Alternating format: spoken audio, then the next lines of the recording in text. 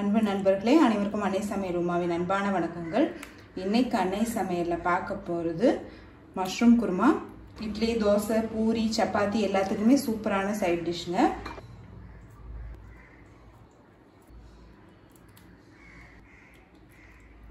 நல்லா இது மாதிரி இட்லிக்கு வச்சு சாப்பிடும்போது நல்ல கறி குழம்பு டேஸ்ட்டுக்கு ரொம்பவே நல்லா இருக்குங்க. வாங்க மஷ்ரூம் குருமா எப்படி செய்யறதுன்னு பார்க்கலாம்.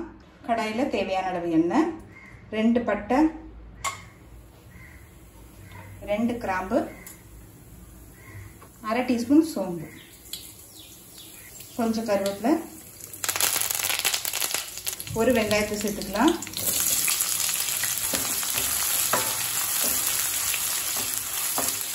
அரை டேபிள் ஸ்பூன் இஞ்சி பூண்டு விழுது,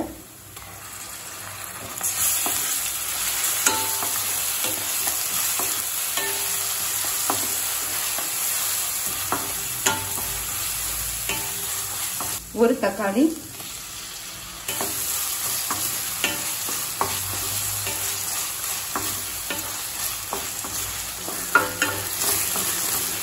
தக்காளி நல்லா வதங்கி எடுக்குங்க.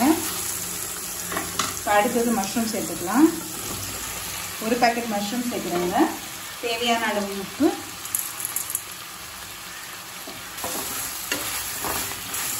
கொஞ்சம் மஞ்சள், 1/4 டீஸ்பூன் போதும்.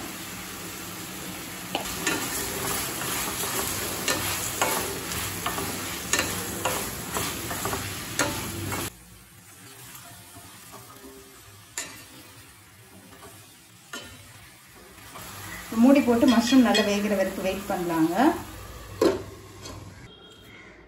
இப்போ இதெல்லாத்தையும் அரைச்சிக்கலாம். 1/2 கப் தேங்காய் துருவல், 5 பச்சை மிளகாய், 3 முந்திரி, 2 ஏலக்காய், 1 டீஸ்பூன் சோம்பு. இப்போ இது எல்லாத்தையும் மிக்சியில் நைஸாக அரைச்சிக்கலாங்க. நம்ம காரத்துக்கு 5 பச்சை மிளகாய் எடுத்துருக்கோங்க. காரத்துக்கு வேறு எதுவும் சேர்க்க போகிறது இல்லை. நீங்கள் விருப்பப்பட்டீங்கன்னா அளவு கம்மியாக கூட போட்டுக்கலாம். இப்போ மஷ்ரூம் பாருங்கள் நல்லாவே வெந்துருச்சு. நம்ம தண்ணி சேர்க்கவே இல்லைங்க. ஆனால் மஷ்ரூம்லேருந்து பாருங்கள் நல்லாவே தண்ணி விட்டுருக்கு. இப்போ நம்ம அரைச்சி வச்சிருக்க தேங்காய் விழுது இதில் சேர்த்துக்கலாம்.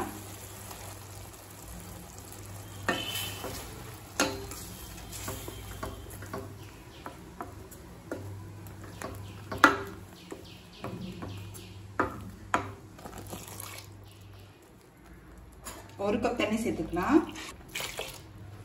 நல்லா மிக்ஸ் பண்ணிடுங்க.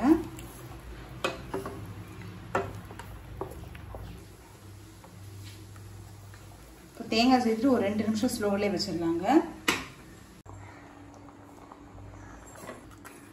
இப்போ 2 நிமிஷம் ஆயிடுச்சுங்க.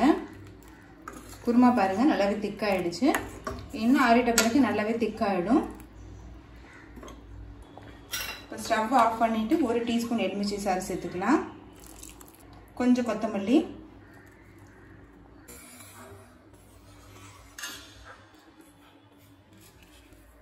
இப்போ மஷ்ரூம் குருமா ரெடி ஆயிடுச்சுங்க. நம்ம சர்வ் பண்ணிடலாம். இப்போ சுவையான மஷ்ரூம் குருமா ரெடி ஆயிடுச்சு.